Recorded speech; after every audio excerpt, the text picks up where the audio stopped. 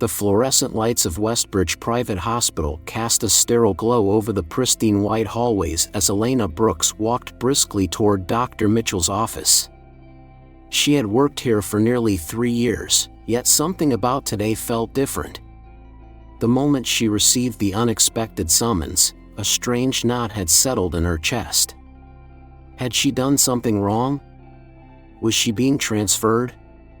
Taking a deep breath, she knocked on the polished mahogany door. "Come in," came a deep, measured voice.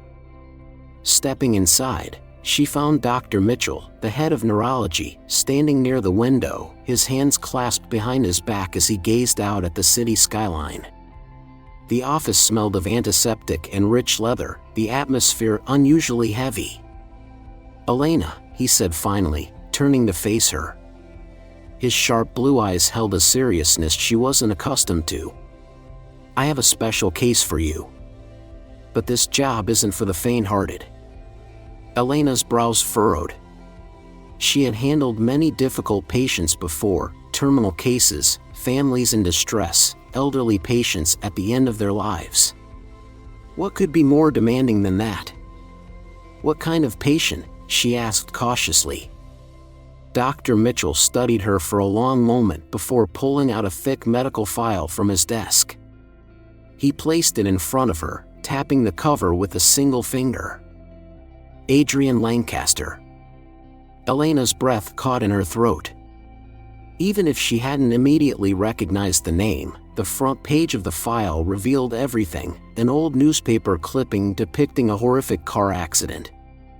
The headline read, "Billionaire heir Adrian Lancaster in critical condition after mysterious car crash." A chill ran down her spine. She had heard about it a year ago. Adrian Lancaster, one of the youngest and most influential business figures in the country, had been driving his sports car late at night when it veered off the road and crashed into a ravine. He had been in a coma ever since. "His family rarely visits," Dr. Mitchell continued, his voice carefully neutral. "Most of the medical staff simply follow protocol. But Adrian Lancaster needs more than routine care. He needs someone who will actually care." Elena swallowed hard, flipping through the file. The images of his broken body, the cold, lifeless reports of his prognosis, it was all overwhelming. A 33-year-old man, once full of life and ambition, now reduced to a silent figure confined to a hospital bed. "And you think I'm the right person for this?" she asked softly. Dr. Mitchell nodded. "You have patience. You have empathy. But most importantly, you don't give up on people." Elena let out a slow breath. The weight of responsibility pressed against her, but deep down, she already knew her answer. "I'll do it." Dr. Mitchell's lips pressed into a thin line, but there was approval in his gaze. "Good. Your shift starts tonight." That evening, as Elena stepped into Adrian's private suite on the top floor, she was met with an eerie silence. Unlike the sterile, impersonal hospital rooms below, this one was a stark contrast, luxurious, but empty. A large, king-sized bed sat in the center, surrounded by beeping machines and softly glowing monitors. Dim chandeliers hung from the ceiling, and dark oak furniture filled the space, making it feel more like a penthouse than a hospital room. And there, lying motionless amidst the sterile white sheets, was Adrian Lancaster. Her breath hitched as she took in the sight of him. Even in his unconscious state, he was striking, strong jawline, dark lashes against pale skin, broad shoulders barely concealed by the thin hospital gown. If not for the lifeless stillness of his body, he might have simply looked like a man in a deep sleep. But this wasn't sleep. This was something much more fragile. Elena stepped closer, adjusting his fore-drip before reaching for the warm cloth prepared for his nightly care. She hesitated for just a second before pressing it gently against his skin. A strange sensation ran up her spine, like an unexplainable spark in the still air. Could he feel her touch? Was there something buried deep in the silence? Shaking off the thought, she whispered softly, "I guess you don't get a say in this, huh?" Silence. She smiled to herself. "I'll take that as a no." And so, her journey with Adrian Lancaster began. The rhythmic beeping of the heart monitor had become a familiar sound to Elena Brooks. Every morning and evening, she stepped into Adrian Lancaster's private hospital suite, where time seemed to stand still. The luxury of the room, dark oak furniture, dim chandeliers, and crisp white sheets, contrasted sharply with the stillness of the man lying in the center of it all. A billionaire. A business mogul. A man who had once commanded boardrooms, signed multi-million-dollar deals, and graced the covers of financial magazines. And yet, here he was, silent, unmoving, trapped in a world beyond reach. Elena had seen many coma patients before, but something about Adrian felt different. Perhaps it was the way the light from the window cast soft shadows on his face, making him seem almost peaceful. Or maybe it was the way his fingers twitched ever so slightly when she touched his hand, a movement so small that any other nurse might have dismissed it as a reflex. But Elena noticed. She wasn't sure when it started, but soon, she began talking to him. At first, it was just small talk, filling the silence with bits of her day. "You wouldn't believe the coffee they serve in the cafeteria," she murmured one evening as she adjusted his pillows. "It's so bad I wouldn't even offer it to my worst enemy." No response, of course. "I don't know why I'm talking to you," she admitted with a small chuckle. "Maybe I just like the sound of my own voice." Silence. Or was it? A soft beep from the heart monitor echoed through the room, steady, rhythmic. Almost as if it were responding to her words. So she continued. She told him about the rude doctor on the third floor who always stole her parking spot. About the elderly woman down the hall who still wore pearls and lipstick every morning, as if she were heading to Sunday service. About the way the city lights looked from the hospital rooftop at night, how they flickered like stars against the dark sky. "I wonder if you miss the world out there," she mused one evening, gently wiping his face with a warm cloth. The smell of fresh coffee in the morning. The sound of waves on a California beach. The feel of the sun on your skin. A pause. Then, ever so slightly, his fingers moved. Elena froze, her breath catching in her throat. She stared at his hand, watching, waiting. But the movement didn't happen again. She exhaled, shaking her head. Great. Now I'm imagining things. But deep down, she wasn't so sure. Over the next few days, it happened again. A twitch of his fingers. A shift in his breathing when she spoke.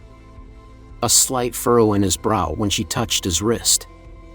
And then, one evening, as she hummed softly while changing his sheets, she felt it. A gentle pressure against her wrist. Her pulse spiked. She looked down. Adrian Lancaster's fingers had closed around hers, weakly, barely there, but unmistakable. For the first time in months, he was reaching for something. And the only thing in his grasp was her. The hospital room was quiet, save for the steady rhythm of the heart monitor and the soft hum of the Ford drip. Elena Brooks had grown accustomed to the silence. It had been weeks since she first took on the responsibility of caring for Adrian Lancaster, and in that time, her daily routine had become second nature. Morning and evening, she bathed him, adjusted his pillows, changed his sheets, and monitored his vitals. But somewhere along the way, her work had become more than just a routine. She found herself talking to him, sharing bits of her world in the hopes that, somehow, he could hear her. And sometimes, she swore he did. It had started with the faintest movements, a small twitch of his fingers, the barely noticeable shift of his breathing when she spoke. At first, she dismissed them as involuntary muscle spasms, just the body's way of reacting to stimuli. But the more it happened, the harder it became to ignore. Then, one evening, something changed. Elena sat beside his bed, humming softly as she dipped a warm cloth into the basin of water. The fluorescent lights overhead cast a dim glow over the room, making it feel even quieter than usual. "You know, Adrian," she mused as she wiped his forearm, "I read somewhere that people in comas can still hear things. Doctors say it's rare, but I like to think you're listening." No response, of course. She sighed, shaking her head with a small smile. "That makes you the worst conversationalist I've ever met." Just as she reached for his other arm, something happened. His fingers twitched. Not just a reflex. Not just a muscle spasm. A deliberate, unmistakable movement. Elena froze. Her heart pounded in her chest as she stared at his hand. Did she imagine it? Was it wishful thinking? Slowly, cautiously, she reached out and placed her fingers over his. For a moment, nothing happened. Then, his hand moved again, weakly, just a fraction of an inch, but enough to send a shiver down her spine. Her breath caught. "Adrian," she whispered. Silence. But something was different. The air in the room felt heavier, charged with an energy she couldn't explain. She knew coma patients sometimes made involuntary movements, but this felt like more than that. Heart racing, she gently squeezed his hand. And then, for the first time since the accident, he squeezed back. It was faint, barely there, but it was real. Elena gasped, her eyes darting to the heart monitor. The rhythm had changed, just slightly, but enough to confirm what she already knew. He was waking up. She stumbled back, pressing the call button on the wall with trembling fingers. Within seconds, the door burst open, and Dr. Mitchell rushed inside, followed by 2 nurses. "What happened?" Dr. Mitchell demanded as he moved to Adrian's bedside. Elena swallowed hard, still reeling. He moved. His hand. He squeezed mine. The doctor's sharp gaze flickered between Elena and the patient before quickly checking Adrian's vitals.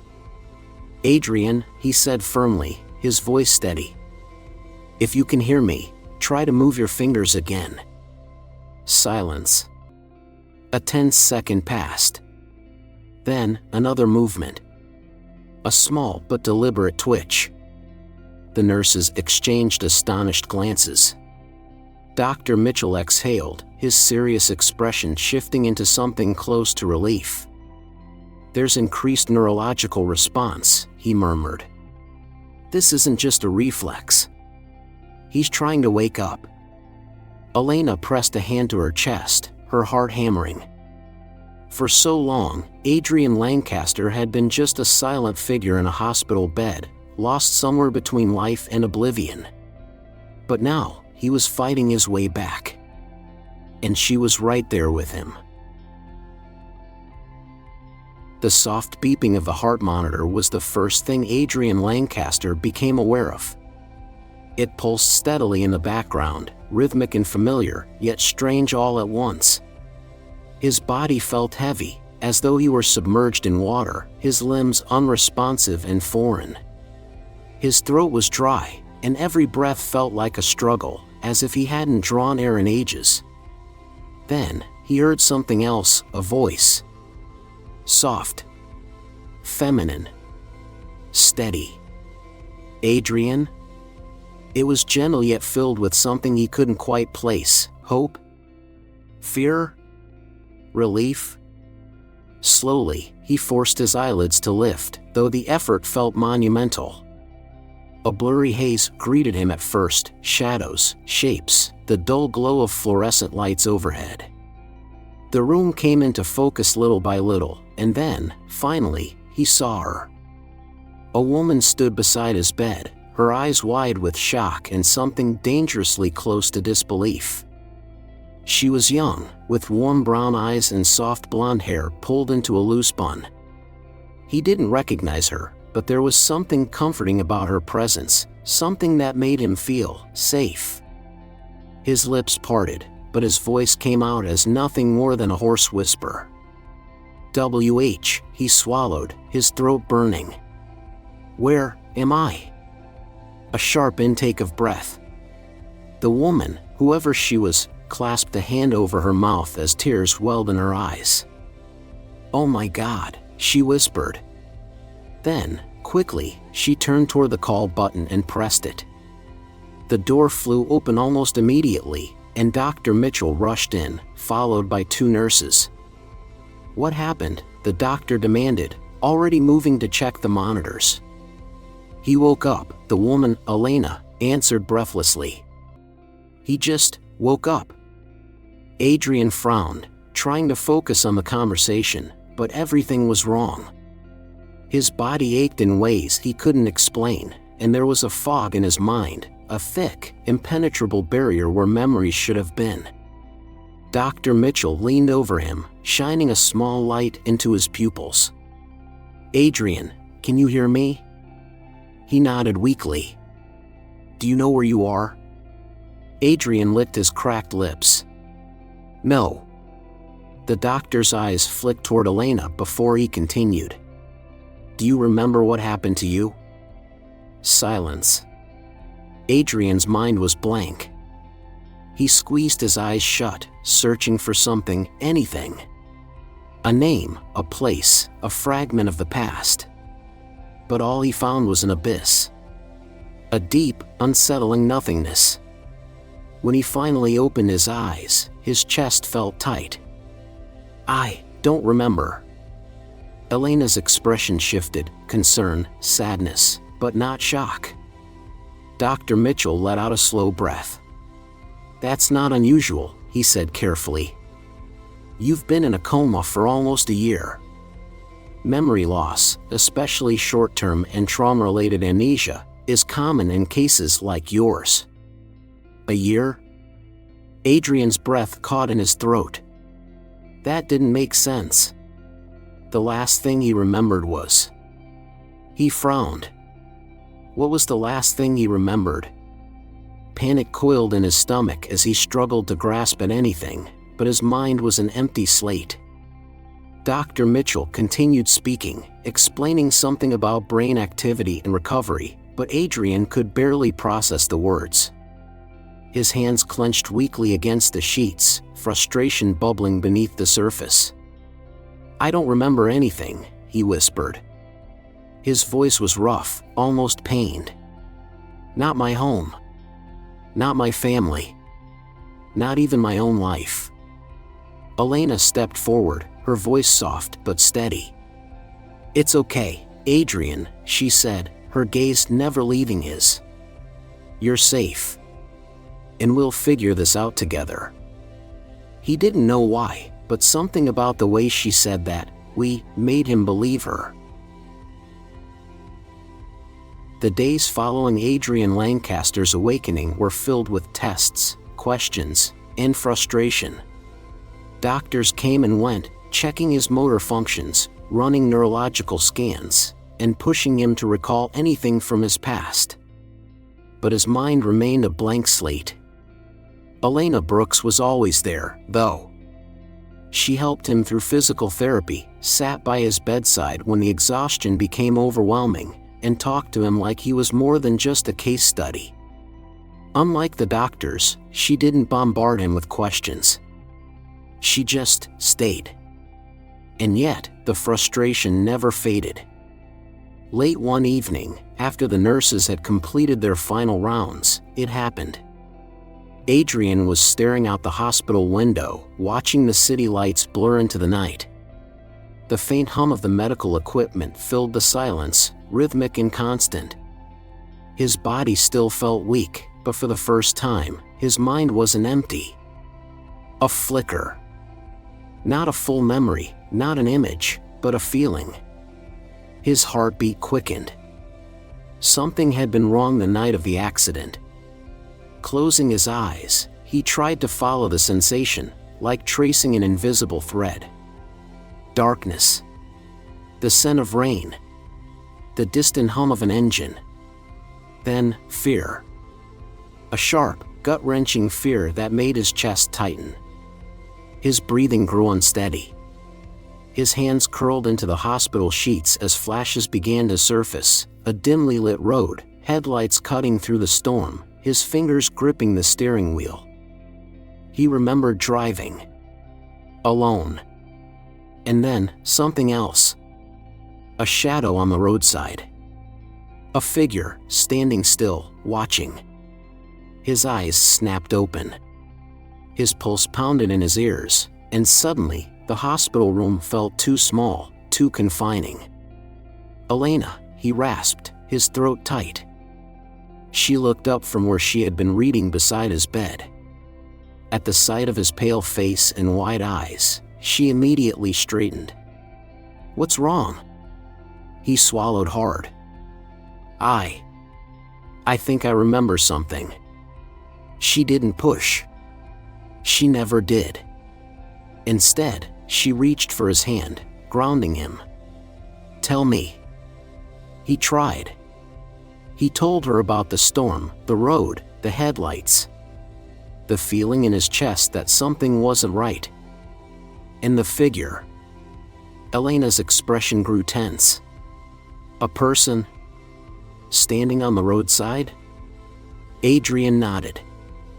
"I don't know who they were. But I remember looking at them. Right before," his voice caught. "Before the crash." A heavy silence filled the room. Elena hesitated, then glanced toward the hospital door before lowering her voice. "Adrian, there's something I need to tell you." His stomach nodded. "What?" She took a breath, steeling herself. "I went through your accident reports last night. Your brakes didn't fail on their own." The room spun. "What?" Elena's grip on his hand tightened. "They were tampered with." Adrian felt as if the air had been knocked from his lungs. The flickers of memory, the unease, the shadow on the roadside, it all made sense now. Someone hadn't just wanted him to crash. Someone had wanted him dead.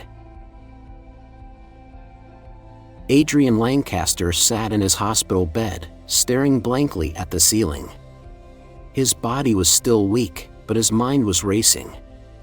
Someone had tried to kill him. The revelation had shaken him to his core. For days, he had been trying to piece together the fragments of his memory, and now, thanks to Elena, the truth was beginning to take shape. His accident hadn't been an accident. But who would want him dead? Elena had stayed late that night, her laptop open on the small table beside his bed.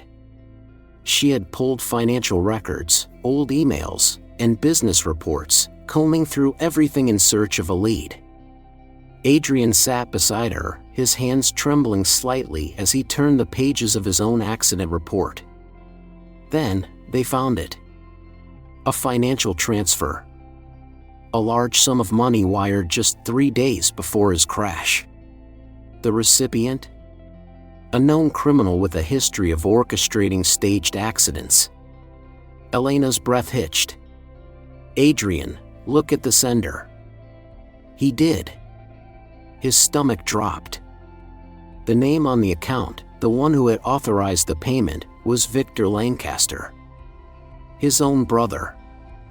Adrian's hands tightened around the paper, his knuckles turning white. A sickening wave of realization washed over him. Victor had always been jealous. Always resented him for inheriting control of the Lancaster empire. But he never thought it would come to this. Elena's voice was quiet, cautious. "Adrian. I'm so sorry." He exhaled sharply, trying to steady his breathing. Anger burned beneath his skin, but so did something else, betrayal. "I need to see him," Adrian finally said, his voice hoarse. Elena frowned. "Are you sure? He doesn't know you remember anything yet." "That might be an advantage." Adrian shook his head. "I need to look him in the eye." The next evening, Victor Lancaster arrived at the hospital, wearing an expensive suit and a carefully rehearsed look of concern. He stepped into Adrian's room, his expression sympathetic. "Adrian, brother," he said smoothly, stepping forward. "It's good to see you awake. We've all been so worried." Adrian forced a tired smile, his pulse pounding. He had to stay calm. "Yeah," he murmured. "It's been a long year, hasn't it?" Victor nodded, settling into the chair beside him. "I can't even imagine what you've been through. But you don't have to worry about a thing. I've been handling business for you. The company is in good hands." Adrian studied him carefully. "I appreciate that." Victor smiled, but his eyes, cold and calculating, gave him away. Adrian clenched his fists beneath the hospital blanket. He knew the truth now.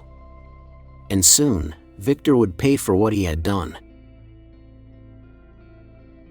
Adrian Lancaster had spent his entire life navigating high-stakes business deals, but nothing compared to this. Sitting in his hospital bed, staring at the man who had tried to kill him, required every ounce of self-control he possessed.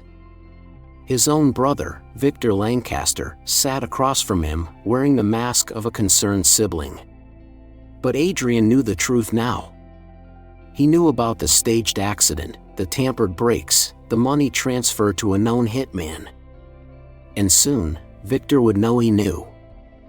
Elena Brooks stood quietly near the door, pretending to check Adrian's phone, but he could feel the tension radiating off her. She was his silent ally, the one who had pieced everything together, who had believed in him before he even believed in himself. Victor leaned back in his chair, his smile smooth. Too smooth. "I can't tell you how relieved I am to see you awake, Adrian. I was beginning to think, well, let's just say we weren't sure you'd ever come back to us." Adrian's fingers curled around the edge of his blanket. He forced a weak chuckle, playing along, for now. "Yeah, neither did I." He let his voice waver, making himself seem fragile, uncertain. "Everything feels so blurry. I don't remember much at all." Victor's eyes flickered just slightly. Doubt. Greed. He still thought Adrian was helpless. "Good." Elena turned, her voice casual. "The doctor said his memory might come back in pieces. It's just a matter of time." Victor's smile tightened. "Of course. And when it does, we'll make sure he's surrounded by family. Right, Adrian?" Adrian nodded, forcing a small smile. "Yeah. Family." But inside, his rage was boiling. Setting the trap. That night, after Victor left, Adrian turned to Elena. "We need to end this. Now." She nodded. "I have everything ready." They had spent days collecting evidence, financial records, accident reports, even recordings of Victor's shady business dealings. It wasn't just an attempted murder charge waiting to happen, it was enough to bring him down completely. The plan was simple. They had invited Victor back for a private conversation the next evening. Adrian would act vulnerable, make Victor think he was still confused and weak. But in reality, the room would be bugged, and every word Victor said would be recorded. And when the moment was right, they would expose him. The confrontation. The next evening, Victor walked into Adrian's hospital room, the same smug confidence in his step. "How are you feeling, brother?" Adrian exhaled shakily. "Better. Some memories are starting to come back." Victor stiffened. "Oh? Adrian's gaze was sharp, calculating. Yeah. Like the accident. Victor's smile faltered. That's good news. Elena, standing by the window, pressed record on her phone. Adrian leaned forward slightly. Funny thing, though. I keep remembering a figure standing by the road. Someone watching me crash. Victor's face drained of color. I also saw the accident report, Adrian continued, his voice growing colder. Turns out my brakes weren't faulty. They were cut. Silence. Victor's hands curled into fists. Adrian held his gaze. You did this, didn't you? Victor laughed, but it was hollow. You sound paranoid, Adrian. You've been through a lot. Cut the act, Victor. Adrian's voice was sharp now. Dangerous. I know everything. And so does the police. Victor's smirk vanished. His eyes darkened. Then, before anyone could react, he lunged. Adrian barely had time to brace himself as Victor grabbed the nearest object, a heavy glass paperweight from the table, and swung. But Elena was faster. She shoved Adrian out of the way, the paperweight crashing against the hospital bed instead. A second later, the door burst open, and 2 officers stormed in. Victor Lancaster, one of them barked, "You're under arrest for attempted murder." Victor's face twisted in fury and panic as the officers grabbed him, slamming cuffs onto his wrists. You set me up, he snarled at Adrian. Adrian stood tall, his strength finally returning. No, Victor, he said, his voice steady. You did this to yourself. As the officers dragged Victor away, Adrian turned to Elena, breathing heavily. She was already watching him, her hands still trembling slightly from the adrenaline. You okay? She whispered. Adrian exhaled, truly free for the first time in a year. Yeah, he said, taking her hand. I am now. The Lancaster estate had always been grand, towering stone columns, sprawling gardens, and chandeliers that bathed every room in golden light. But tonight, it felt different. Warmer. More alive. For the first time in over a year, Adrian Lancaster was home. He stood on the rooftop terrace, the city skyline stretching out before him, lights flickering like distant stars. The weight of the past, the betrayal, the accident, the months of emptiness, was finally lifting. Justice had been served. Victor was behind bars. The nightmare was over. But none of that mattered compared to her. Adrian turned, his eyes finding Elena Brooks, who stood just a few feet away, gazing up at the sky. The evening breeze tousled her blonde hair, and the soft glow of the lanterns made her look almost ethereal. She had been his anchor. His light in the dark. And now, she was his future. He stepped forward, his heart steady. Elena. She looked at him, her lips curving into that small, knowing smile, the one that had kept him going even when he didn't think he had anything left to fight for. I never thought I'd be standing here again, he admitted. Not after everything. Her expression softened. And yet, here you are. Because of you. She shook her head. Because you fought for it, Adrian. I was just. He cut her off gently, reaching for her hand. No, Elena. You saved me. In more ways than I can ever explain. Her fingers intertwined with his, warm and familiar. I guess we make a pretty good team. Adrian exhaled a quiet laugh. Yeah. We do. A long silence stretched between them, but it wasn't uncomfortable. It was full, with everything unsaid, everything understood. And then, Adrian took a deep breath and dropped to one knee. Elena gasped. Adrian.